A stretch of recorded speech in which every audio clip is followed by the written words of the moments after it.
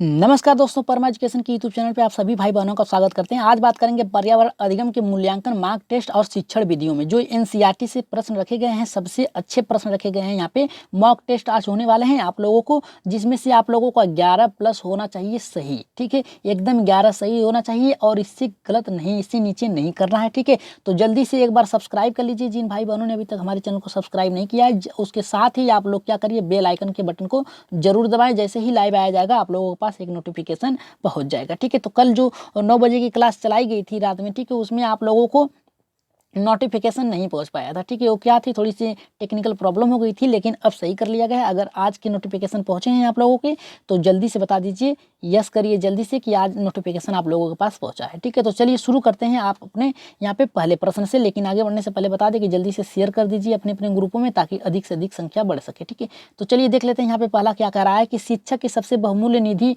होती है क्या। उसकी यहाँ पे कह रहा है कि जो शिक्षक होता है वो क्लास में पढ़ाता है बच्चों को, तो उसकी बहुमूल्य निधि होती है उसकी क्या, सेवा होती है, यानी जो बच्चों को पढ़ा रहा है, अपना योगदान दे रहा है, या फिर वेतन जो उसे मूल्यांकन उसके मूल्य मिल रहे हैं, उसके जो जो उसका कार्य है उसके आधार पर उसको जो वेतन मिल रहा है, या फिर गर्व। ठीक है, या फिर छात्रों को सिखाने में जो उनका गर्वान्वित होता है उससे है, या फिर छात्रों का विश्वास पात्र। ठीक है, तो यहाँ पे राइट आंसर कौन सा होगा जल्दी से बताइए। यहाँ पे पहला होगा, दूसरा होगा, या फिर तीसरा होगा, या फिर चौथा होगा। ठीक है, तो राइट आंसर जल्दी से बताइए आप लोग।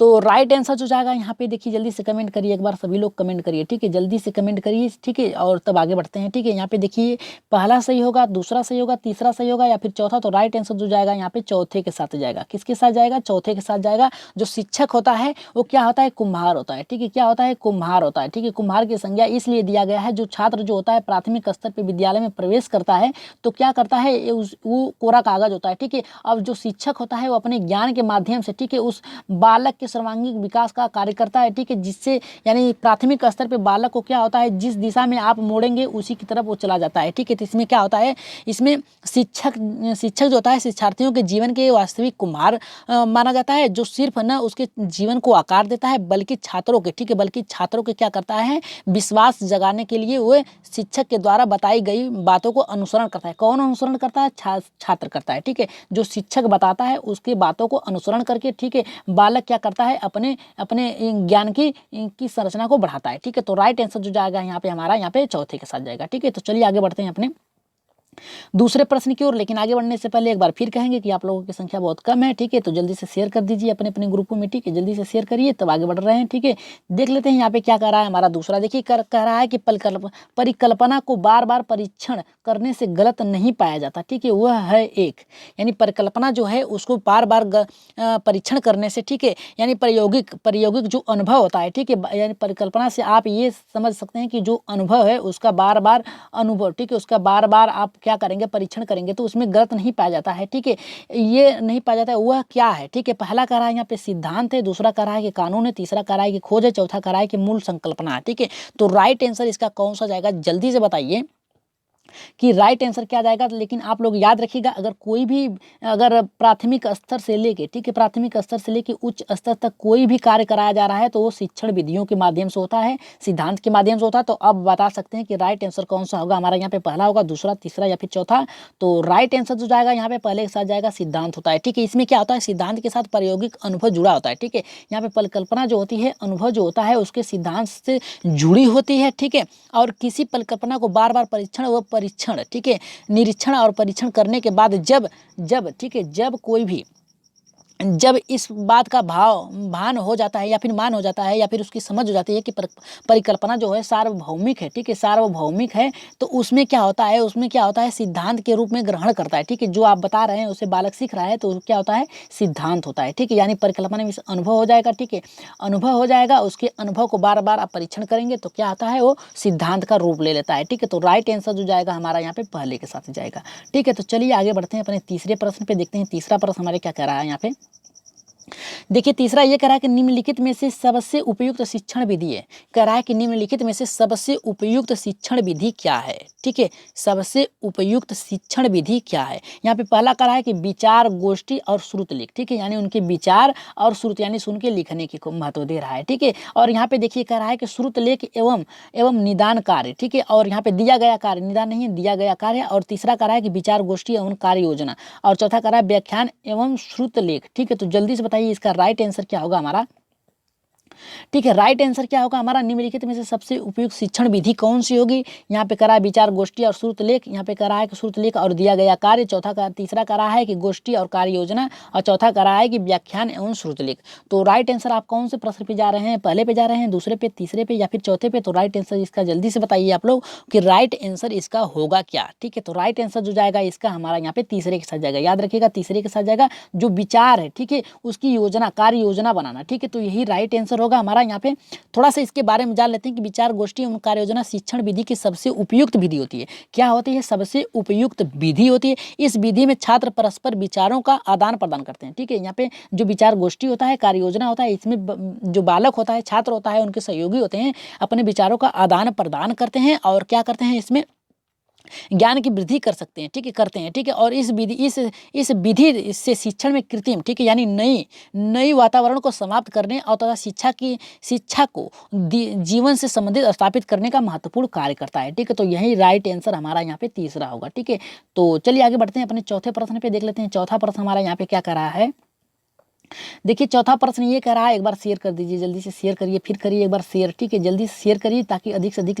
लोगों तक ये पहुंच सके। ठीक है, आज के जो धांसू प्रश्न रखे गए हैं, ठीक है, सभी लोगों को एकदम सटीक करते चलना है। ठीक है, सभी को प्रश्नों को एकदम सॉल्व करते चलना है। ठीक है, तो चलिए एक बार देख लेते हैं यहाँ पे चौथा क्या कह रहा है हमारा।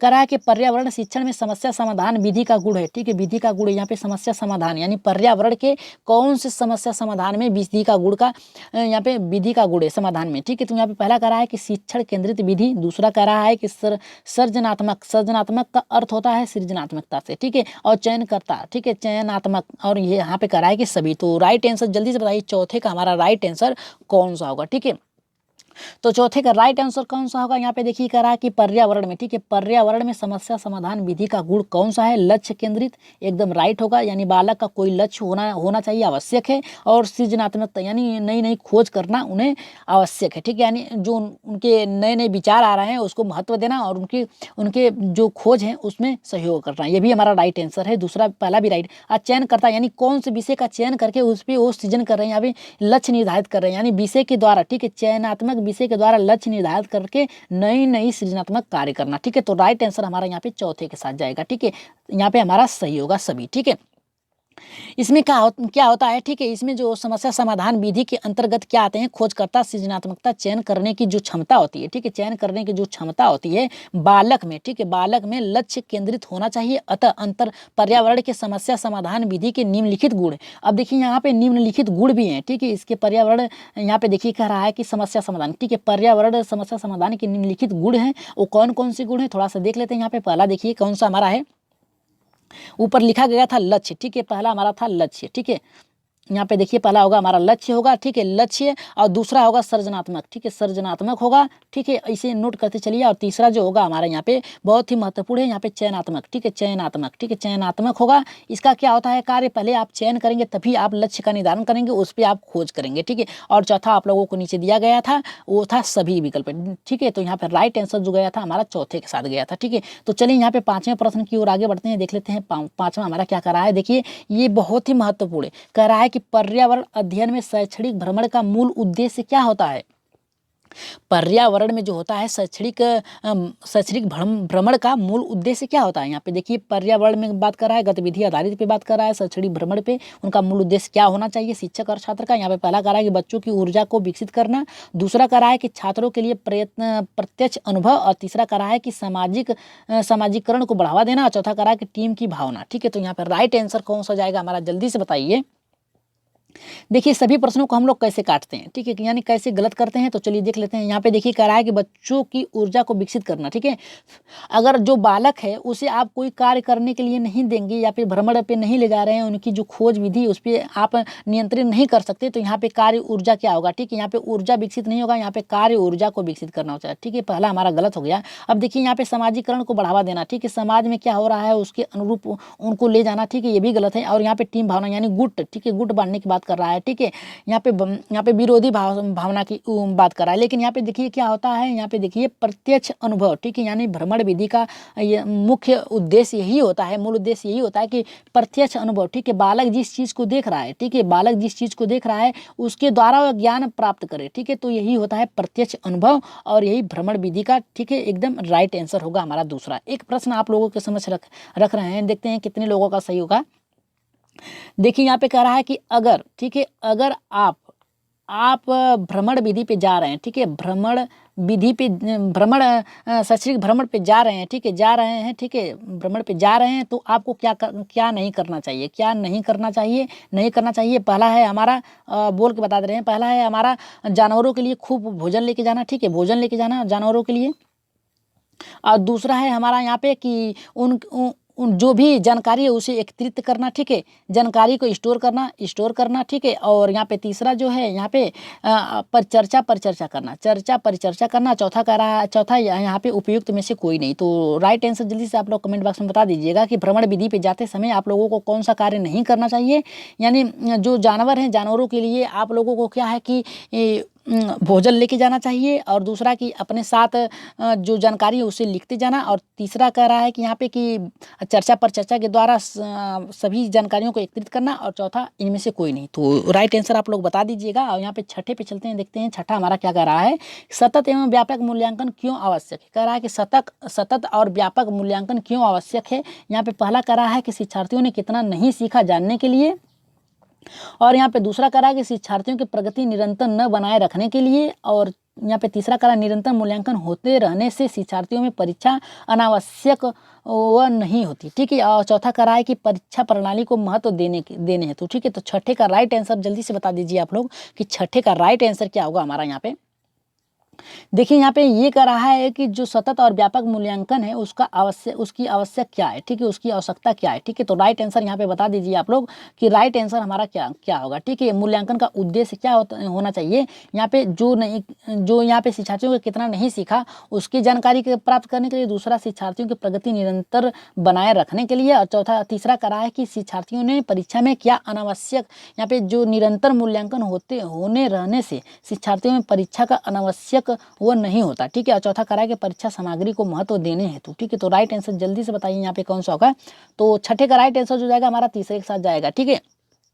इसमें क्या होता है, सतत और व्यापक मूल्यांकन में क्या होता है, सतत और व्यापक मूल्यांकन में क्या होता है कि विद्यार्थियों के अधिगम स्तर को जाना जा सकता है तथा क्या होता है कि आवश्यक उपचार किया जा सकता है, ठीक है। यानी निरंतर मूल्यांकन करने से जो उनकी कठिनाई है, जो उनकी समस्या है उसकी समस्याओं को निवारण किया जा सकता है, उपचार किया जा सकता है, जिससे छात्रों को अधिगम संबंधी समस्याओं के कारण अवरोध न उत्पन्न हो सके। साथ ही निरंतर मूल्यांकन, ठीक है, निरंतर मूल्यांकन की जो प्रक्रिया है विद्यार्थियों में परीक्षा में अनावश्यक भय भी नहीं होगा, ठीक है। क्या होता है कि अगर निरंतर आप मूल्यांकन छात्रों में करते जाएंगे, ठीक है, छात्रों में निरंतर मूल्यांकन करते जाएंगे तो छात्रों में भय क्या है वो हट जाएगा परीक्षा का, ठीक है। तो सोचेंगे कि ऐसे ही प्रश्न परीक्षा में आ सकते हैं तो हम इसे भी सोल्व कर सकते हैं, ठीक है। तो यहाँ पे राइट आंसर जो जाएगा यहाँ पे तीसरे के साथ जाएगा, ठीक है। तो चलिए देख लेते हैं यहाँ पे सातवां प्रश्न हमारा क्या कह रहा है। यहाँ पे देख लेते हैं सातवां प्रश्न ये कह रहा है, इसको सभी लोगों को करना है, ठीक है, इसको सभी लोगों को कमेंट करना है, कमेंट बॉक्स में सभी लोगों को इसका आंसर देना है कि प्राथमिक स्तर पर शिक्षण की खेल विधि आधारित है। यहाँ पे देखिए प्राथमिक स्तर पर जो खेल विधि है ये किस पर आधारित है, तो इसका राइट आंसर आप लोग जरूर बताइए, ठीक है।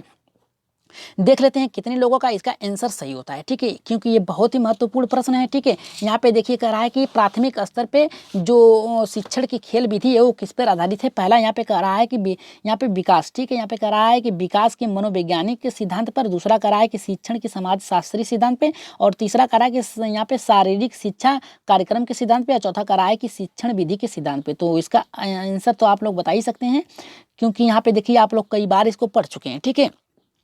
तो इसका राइट आंसर जो जाएगा हमारा 7वें का चौथे के साथ जाएगा। ठीक है, ये सिद्धांत होता है। ठीक है, ये खेल विधि जो होता है एक सिद्धांत होता है। ठीक है, न कोई मनोवैज्ञानिक सिद्धांत नहीं होता है। ठीक है, शिक्षण समाज शास्त्री नहीं होता है, कार्यक्रम सिद्धांत नहीं होता। राइट आंसर जो जाएगा यहाँ पे चौथे के साथ जाएगा। इसके अंतर्गत क्या क्या आता है कि प्राथमिक स्तर पर शिक्षण की खेल विधि शिक्षण के सिद्धांतों के आधारित होती है। इसका मुख्य उद्देश्य छात्रों को स्वाभाविक रूप से उनकी रुचि के अनुसार सिखाना। ठीक है, यहाँ पे शिक्षण जो होता है शिक्षण, ठीक है, शिक्षण जो होती है इसमें क्या होता है, बालकों का जो खेल विधि के माध्यम से बालकों में हम क्या करते हैं, उनकी रुचि जागृत करते हैं ताकि वो अच्छे से सीख सकें। ठीक है, तो राइट आंसर यहाँ पे हमारा चौथे के साथ जाएगा। और एक बार फिर कहेंगे कि जितने लोग हैं उतने लोग लाइक कर दीजिए वीडियो को। ठीक है, लाइक कर दीजिए और साथ ही बेल आइकन दबा लीजिए। जैसे ही लाइव आ जाएगा आप लोगों के पास पहुंच जाएगा। और इसके साथ ही सब्सक्राइब करना ना भूलें। ठीक है, सब्सक्राइब करना ना भूलें। ठीक है, तो चलिए आगे बढ़ते हैं अपने यहाँ पे 8वें प्रश्न में देख लेते हैं। 8वां प्रश्न हमारा क्या कर रहा है कि समूह कार्य से पर्यावरण अध्ययन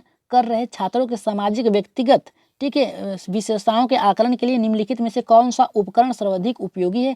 पहला कह रहा है कि निर्धारण मापनियां, दूसरा कह रहा है कि दत्तकार, तीसरा कह रहा है कि कागज पेंसिल परीक्षण, चौथा कह रहा है कि मौखिक। ठीक है, तो ये प्रश्न हमने आप लोगों के पास 7 बार इसी प्रश्न को कराया है आप लोगों के पास। ठीक है, इस प्रश्न को जो 8वां रखा गया है इसे 7 बार आप लोगों को करा दिया गया है और 7 बार आप लोगों ने आधे आधे प्रश्न को ही सही किया है। ठीक है, सबका इसका राइट आंसर सभी लोगों ने नहीं दे पाया है, तो इसका आज राइट आंसर आप लोगों को देना है। ठीक है, तो इसका राइट आंसर जल्दी से बताइए कौन सा होगा हमारा। यहाँ पे पहला होगा निर्धारण मापनियां होगी, या फिर दत्त कार्य होगा, या फिर कागज पेंसिल परीक्षण होगा, या फिर मौखिक प्रश्न होगा। ठीक है, तो 8वें का राइट आंसर जो जाएगा हमारा यहाँ पे दूसरे के साथ जाएगा। ठीक है, यहाँ पे दूसरे के साथ क्यों जाएगा कि इसमें स्वतंत्र रूप से, ठीक है, स्वतंत्र, ठीक है, स्वतंत्र रूप से क्या करता है, बालक जो होता है अपनी गतिविधियों को पूरा करता है। ठीक है, क्या करता है, पूरा करता है, वो इसमें स्वतंत्र होता है बालक। ठीक है, इसमें क्या होता है 8वें में इसमें जो पर्यावरण समूह चर्चा होती है इसमें क्या होता है, अध्ययन कर रहे बच्चों की जो सामाजिक और व्यक्तिगत विशेषता होती है। ठीक है, सामाजिक और जो व्यक्तिगत भिन्नता होती है, विशेषता होती है, इसके आकलन के लिए दत्त का सबसे उपयुक्त विधि है। क्या है, सबसे उपयुक्त विधि है, क्योंकि दत्त कार्य में बच्चे स्वतंत्र वातावरण में अध्ययन करते हैं। ठीक है, दत्त जो गृह कार्य होता है उसमें ना तो टीचर का उन पर कोई दबाव होता है, ना ही परिवार का होता है, ना ही अपने भाई बहन का होता है, ना ही समाज का होता है। इसमें क्या होता है, बालक घर पे आता है, दत्त कार्य को पूरा करता है। ठीक है, अपने अनुसार करता है, या तो गलत हो या तो सही हो। ठीक है, तो यहाँ पे राइट आंसर जो जाएगा यहाँ पे हमारा यहाँ पे दूसरे के साथ जाएगा दत्तकार में याद रखिएगा, समूह चर्चा पर्यावरण अध्ययन करने पे जहाँ पे बल दे वहाँ पे आप दत्तकार देंगे, क्योंकि इसमें बालक जो होता है स्वतंत्र होता है। क्या होता है, स्वतंत्र होता है और स्वतंत्र रूप से उस दत्तकार को पूरा करता है। ठीक है, तो चलिए आगे बढ़ते हैं अपने 9वें प्रश्न पे। देख लेते हैं 9वां प्रश्न हमारा क्या कह रहा है यहाँ पे। देखिए 9वां प्रश्न भी बहुत ही महत्वपूर्ण है। किस दृष्टि से महत्वपूर्ण है, क्योंकि ये प्रश्न आप सी-टेट में आप देखेंगे, सी-टेट में जो है आप लोगों को 3 बार आ चुका है, इसीलिए इस प्रश्न को भी रखा गया है। तो चलिए देख लेते हैं क्या कह रहा है यहाँ पे 9वां हमारा कि एक शिक्षक प्रत्येक बच्चे को अपने घर की रद्दी सामग्री से कुछ उपयोगी वस्तु बनाने के लिए कहता है। शिक्षक का शैक्षणिक अभिप्राय क्या है, नहीं होना चाहिए, यानी अभिप्राय नहीं है, क्या करने के लिए अभिप्राय नहीं कर रहा है। ठीक है, यानी उस रद्दी कागज से क्या निष्कर्ष नहीं होना चाहिए अध्यापक के द्वारा। तो चलिए देख लेते हैं। पहला कह रहा है कि बच्चों को पुनश्चक्रण अनुप्रयोग, ठीक है, अनुप्रयोग रूपांतरण को समझने देना चाहिए। और दूसरा करा है कूड़े से बनी श्रेष्ठ वस्तुओं की प्रदर्शनी आयोजित करना। और तीसरा करा है कि कक्षा के श्रेष्ठ विद्यार्थियों के बारे में निर्णय लेना। चौथा करा है कि बच्चे में सृजनात्मकशीलता का विकास करना। ठीक है, तो यहाँ पे राइट आंसर जल्दी से बताइए आप लोग कि इसका राइट आंसर कौन सा होगा। पहला होगा, दूसरा होगा, तीसरा होगा, चौथा होगा। एक टीचर जो है वो अपने छात्रों से कहती है कि आप लोग घरों में जो रद्दी सामग्रियाँ हैं उसका उपयोग करके कुछ वस्तुएं बनाने के लिए कहती है। शिक्षक का शैक्षणिक अभिप्राय नहीं है, कौन सा अभिप्राय नहीं है, या फिर कौन सा ऑप्शन सही नहीं है। ठीक है, तो यहाँ पे राइट आंसर कौन सा होगा, पहला होगा, दूसरा होगा, तीसरा होगा, चौथा होगा। तो राइट आंसर जो 9वें का हमारा राइट आंसर जो होगा यहाँ पे तीसरा होगा। ठीक है, यहाँ पे तीसरा होगा। क्यों तीसरा होगा इसके बारे में थोड़ा सा जान लेते हैं। इसमें क्या होता है, बालक जो होता है शिक्षक प्रत्येक विद्यार्थियों से रद्दी सामग्री से कुछ उपयोगी वस्तुएं बनाने के लिए कहता है। ठीक है, कुछ उपयोगी वस्तुएं बनाने के लिए कहता है। ठीक है, इसमें क्या होता है, रद्दी वस्तुओं का पुनः प्रयोग करके, यानी जो बेकार हो गई हैं उसका पुनः प्रयोग करके और रूपांतरण यानी दोबारा बनाने के कार्य को कर रहा है। ठीक है, कर रहा है बनाने के लिए। ठीक है, सृजनशीलता का विकास करने के लिए कर रहा है और श्रेष्ठ विद्यार्थियों के निर्णय के बारे में नहीं कर रहा है। ठीक है, यहाँ पे निर्णय जो श्रेष्ठ यानी जो कक्षा में सबसे अच्छे बुद्धिमान है सिर्फ उनके लिए नहीं करा है, इसमें सभी की सहभागिता शामिल है। ठीक है, इसमें सभी की सहभागिता है, क्योंकि यहाँ पे सामूहिक रूप से कहा गया है कि आप अपने घर में जो रद्दी पेपर है उसको फिर से रूपांतरित करें, यानी फिर से करें। तो उसमें क्या आता है, यहाँ पे देखिए रूपांतरित करा यानी फिर से उसे ठीक करने के प्रयास कर रहा है, ठीक है। और यहाँ पे कह रहा है कि कूड़े में के प्रदर्शनी का आयोजित करना, यानी उसे अच्छे से बना के घर में अपने सजा के रख सकता है। आयोजित करने का, प्रदर्शनी आयोजित करने का मतलब ये है कि अपने अपने रूम में अच्छे से सजा के रख सकता है। और यहाँ पे कक्षा में सृजनकाल यानी नए नए वस्तुओं का निर्माण कर सकता है, ठीक है, अपने जो घर में रद्दी कागज है या फिर जो रद्दी सामान पड़े हैं, ठीक है। और यहाँ पे श्रेष्ठ और उच्च की बात नहीं किया गया है, यहाँ पे निम्न की बात नहीं किया गया है। तो राइट आंसर जो जाएगा यहाँ पे तीसरे के साथ जाएगा, ठीक है। तो चलिए 10वें प्रश्न पे देख लेते हैं क्या कह रहा है हमारा 10वां प्रश्न। यहाँ पे देखिए 10वां प्रश्न ये कह रहा है कि पर्यावरण अध्ययन के शिक्षा शास्त्र के संदर्भ में सिवाय, यहाँ पे पर्यावरण देखिए यहाँ पे अलग हो गया, ठीक है, यहाँ पे अलग सिवाय यानी किसी एक के निम्नलिखित में से वांछित अभ्यास है, यानी किसके, यानी सिवाय यानी किसको छोड़ के है, ठीक है। पहला ऑप्शन एक सही है, ठीक है। यहाँ पे कह रहा है कि यानी 3 ऑप्शन सही है, एक गलत है, यानी सिवाय। यहाँ पे देखिए सिवाय दिया है तो इसमें बांटने का कार्य किया है, ठीक है। तो यहाँ पे पहला कह रहा है आलोचनात्मक चिंतन और समस्या समाधान के लिए यहाँ पे क्षमता संवर्धन करने, और दूसरा कह रहा है बच्चे की अस्मिता यानी व्यक्तित्व का पोषण करने, और यहाँ पे तीसरा कह रहा है कि वास्तविक अवलोकन के स्थान पर पाठ्य पुस्तकीय ज्ञान को श्रेष्ठ स्वीकार करना, और चौथा कह रहा है कि पाठ्य वस्तुओं और संदर्भों की बहुलता को बढ़ावा देना, ठीक है। तो राइट आंसर इसका कौन सा होगा जल्दी से बताइए। यहाँ पे पहला सही होगा, दूसरा सही होगा, तीसरा या फिर चौथा। तो 10वें का एकदम बिना समय गवाए हुए आप लोग बताइए कि 10वें का आंसर कौन सा होगा। तो 10वें का आंसर जो होगा हमारा यहाँ पे तीसरा होगा, ठीक है। राइट आंसर जो जाएगा 10वें का तीसरा होगा। इसमें क्या होता है, पर्यावरण अध्ययन में शिक्षा शास्त्र के बालकों के जो पाठ्य पुस्तक होता है, ठीक है, यहाँ पे देखिए पाठ्य पुस्तक होता है, ठीक है, पाठ्य पुस्तक संबंधित वास्तविक घटना, ठीक है, यहाँ पे वास्तविक घटनाएं जो होती हैं, ठीक है, उसका उस चिंतन करने की, समस्या समाधान करने की क्षमता का वृद्धि हो सकती है। बालक में पर्यावरण अध्ययन के अन्य विषयों के साथ सहसंबंध, ठीक है, सहसंबंध यानी आपस में चर्चा पर चर्चा, ठीक है, संबंध स्थापित करने की कठिनाई का सामना न कर सके, ठीक है। तो राइट आंसर जो जाएगा यहाँ पे हमारा तीसरे के साथ जाएगा, ठीक है। यहाँ पे देखिए, यहाँ पे कह रहा है कि अवलोकन को क्या करना है, पाठ्य पुस्तकों से जोड़ देना, ठीक है। तो जोड़ से यानी अवलोकन को महत्व ज़्यादा नहीं देना, पाठ्य पुस्तक को महत्व देने की बात कर रहा है। तो क्या होता है, पाठ्य पुस्तक में आप जो होता है प्रत्यक्ष ज्ञान को सापेक्ष बालक के नहीं रख सकते, लेकिन वास्तविक अवलोकन यानी भ्रमण के द्वारा, ठीक है, यानी वास्तविक अवलोकन का मतलब यही है कि बालक को कुछ दिखा के उस पर बात बताया जाए, तो ये सही होगा, ठीक है। लेकिन यहाँ पे पुस्तकीय ज्ञान की बात किया है, सबसे महत्व श्रेष्ठ माना है, तो यही हमारा गलत था, यही राइट भी था, ठीक है, तीसरा। चलिए 11वें प्रश्न पे बढ़ लेते हैं आगे, ठीक है। 11वां प्रश्न हमारा क्या कर रहा है, इसको भी देख लेते हैं, ठीक है। 11वां प्रश्न ये कह रहा है कि प्रयोग करना आकलन का एक संकेत है। यहाँ पे कह रहा है कि जो प्रयोग है, ठीक है, प्रयोग है वो क्या है, आकलन है। किसका आकलन है, संकेत का, ठीक है। आकलन है किसका है, संकेत का। निम्नलिखित में से कौन सा एक प्रयोग करने संबंधी संकेतों का आकलन सबसे उपयुक्त तरीका, यानी यहाँ पे कह रहा है कि प्रयोग का संबंधी संकेतों का आकलन करने का सबसे उपयुक्त है प्रयोग, ठीक है। प्रयोग करने संबंधी संकेतों का आकलन करने में सबसे उपयुक्त तरीका है चित्र पठन, दूसरा कह रहा है सृजनात्मक लेखन, तीसरा कह रहा है निर्देश प्रदर्शनी, और यहाँ पे कह रहा है कि हस्तपरक गतिविधि, ठीक है। तो इसमें आप कौन से ऑप्शन पे जा रहे हैं जल्दी से बताइए, इसका राइट आंसर क्या होगा हमारा यहाँ पे।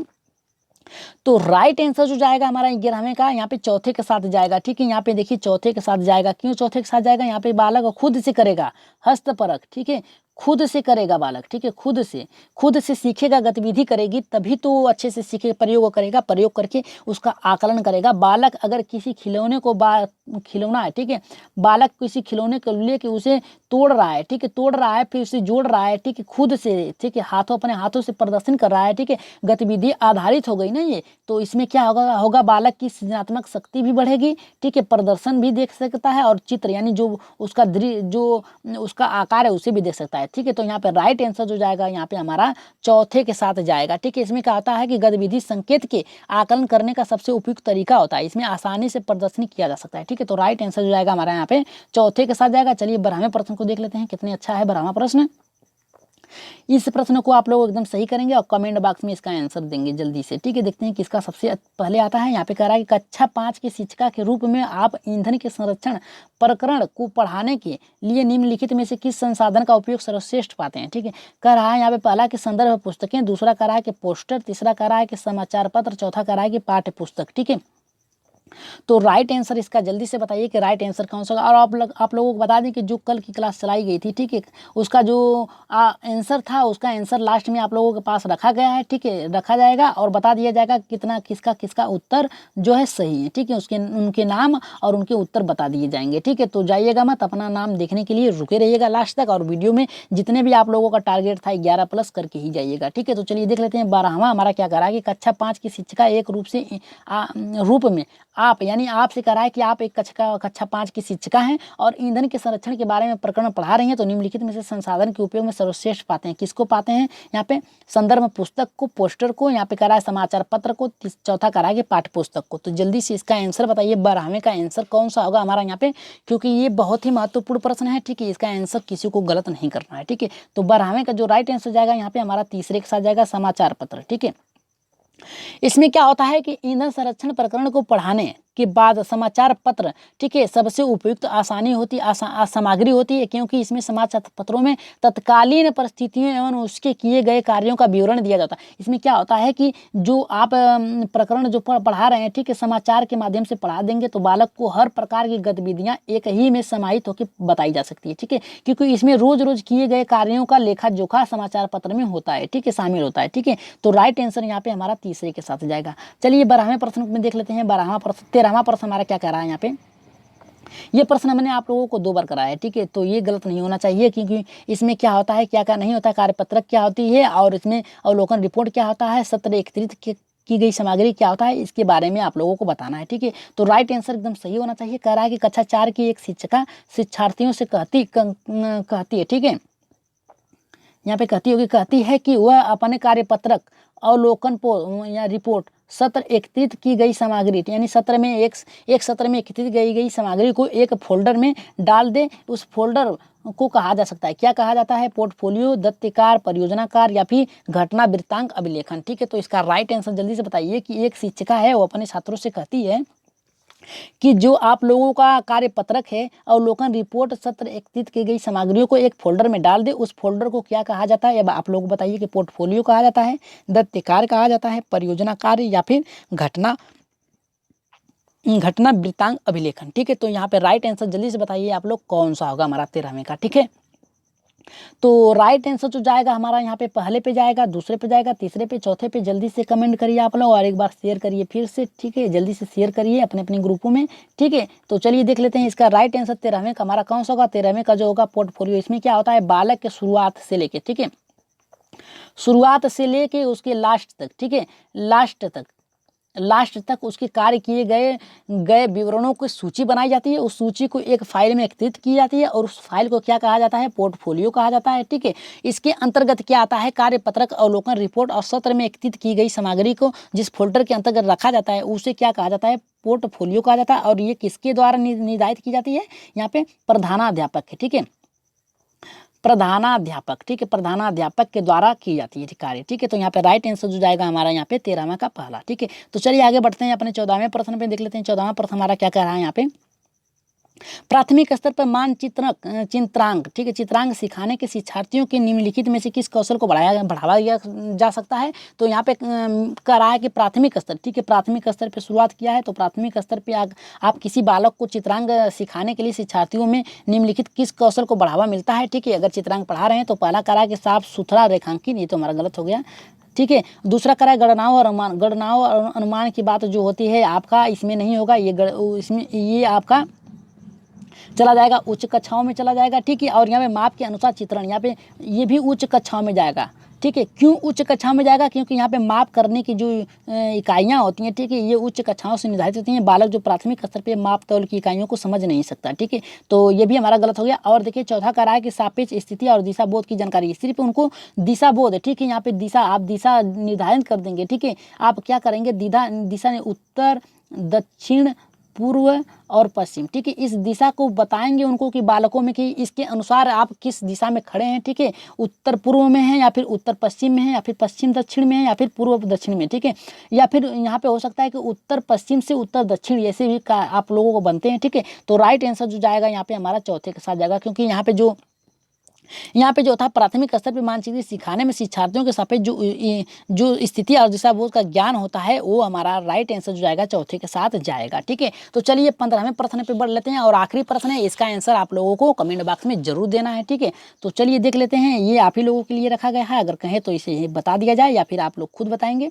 तो चलिए हम ही बता देते हैं, इसके राइट आंसर भी आप लोगों को बताएंगे, ठीक है। तो यहाँ पे कह रहा है कि ईवीएस में किसी अच्छे गृह कार्य को मुख्यतः किस पर केंद्रित होना चाहिए, ठीक है। कह रहा है कि ईवीएस में जो गृह कार्य दिया जाता है मुख्यतः किस पे केंद्रित होना चाहिए। पहला कर रहा है यहाँ पे हमारा कि प्रवृत्ति और प्रबलीकरण पे, दूसरा कर रहा है पे मास्टरी लर्निंग पे, तीसरा कर रहा है कि विस्तारित अधिगम की चुनौतियों की उत्तेजना पर, और चौथा कर रहा है कि समय का सदुपयोग। ये देखिए गृह कार्य से समय का सदुपयोग दुरुपयोग से कोई लेना देना हमारा नहीं है। ठीक है, यहाँ पे कर रहा है प्रवृत्ति की प्रबलीनता पे। ठीक है, यहाँ पे जो होता है प्रबलीनता पे नहीं होगी। ठीक है, उन पे इसमें क्या होता है उनको जो कठिनाई होने लगती है। ठीक है, इसमें उनकी मानसिक योग्यता जो होती है उतनी विकसित नहीं होती पर्यावरण पे। ठीक है, मास्टरी लर्निंग यहाँ पे टीचर से सीखने से संबंधित नहीं है। ठीक है, सीखने से टीचर के संबंधित नहीं है, क्योंकि यहाँ पे देखिए बालकों की बात कर रहा है। यहाँ पे गृह कार्य टीचर नहीं कर सकते, गृह कार्य कौन करता है, छात्र करते हैं। ठीक है, तो हमारा बचा तीसरा, तो तीसरा हमारा राइट आंसर होगा, विस्तारित अधिगम की चुनौतियों को यहाँ पे पूर्ण करना। ठीक है, ईवीएस में किसी अच्छे गृह कार्य को मुख्यतः विस्तार रूप से तथा कठिनाइयों वाला होना चाहिए। ठीक है, कठिनाइयों वाला होना चाहिए, तभी चुनौती होगी, तभी तो बालक उसे अच्छे से करेगा। ठीक है, जिसमें भी शिक्षार्थी वह गृह कार्य को करे तो उसे अधिक से अधिक जानकारी विषय में अर्जित की जा सके। यानी जो चुनौती अगर होगी बालकों के समझ से उस विषय में तो बालक क्या करेगा, उसे जानने के लिए अधिक से अधिक चुनौतियों का सामना करेगा और अच्छे से अच्छे प्रश्नों को वहाँ पे सीखेगा भी। ठीक है, सीखेगा भी, और यहाँ पे अर्जित करने पड़े जिससे विषय में वो कार्य कर रहा है उसमें ईवीएस की अच्छी सबसे यहाँ पे गृह कार्य के मुख्यतः केंद्रित होगा, वो होगा यहाँ पे विस्तारित अधिगम की चुनौतियाँ। ठीक है, तो राइट आंसर यहाँ पे हमारा जो गया था यहाँ पे तीसरे के साथ गया था।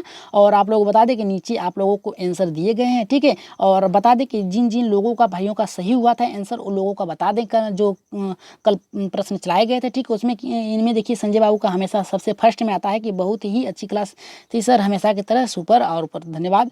और चलिए देख लेते हैं इन लोगों का उत्तर कितने लोगों का आया है। यहाँ पे देखिए पूजा यादव जी कही है कि thank you sir, very nice class, thank you आपको भी। और यहाँ पे देखिए इन्होंने बताया कि 15वें का जो राइट आंसर था वो सी था, सीखना। ठीक है, यहाँ पे सीखना था, यहाँ पे सही था। ठीक है, और यहाँ पे देखिए SK YG यादव जी कहा कि गुरु जी को प्रणाम, आपको भी धन्यवाद। ठीक है, चलिए देख लेते हैं यहाँ पे विकास मौर्य जी क्या कर रहे हैं। ठीक है, इनका 15 का सी आया था, सीखना। ठीक है, इनका भी राइट आंसर है। ठीक है, आगे देख लेते हैं और लोगों का। छाया वर्मा जी क्या, इनका भी सी ही आया, इनका भी राइट आंसर है। ठीक है, और यहाँ पे वंदना कनौजा जी कही हैं कि thank you sir, very useful video, thank you आप ही लोगों के लिए तो बनाया गया है। ठीक है, और इनका भी राइट आंसर जो आया वंदना कनौजा का जी का भी, इनका भी 15 का सी ही आया, यानी तीसरा ही सही आया। और ये देखिए रिया शर्मा जी का भी यहाँ पे 15 का सी आया, यानी सीखना। ठीक है, सीखना, इन सबका आंसर राइट आ रहा है। ठीक है, और इनका भी एकदम ऊपर नाम बताया गया था, ये सहिता SK यादव जी का भी 15 का, यानी यहाँ पे तीसरा इनका भी राइट आंसर है। ठीक है, तो चलिए देख लेते हैं कुछ लोगों का और है। ठीक है, इनका भी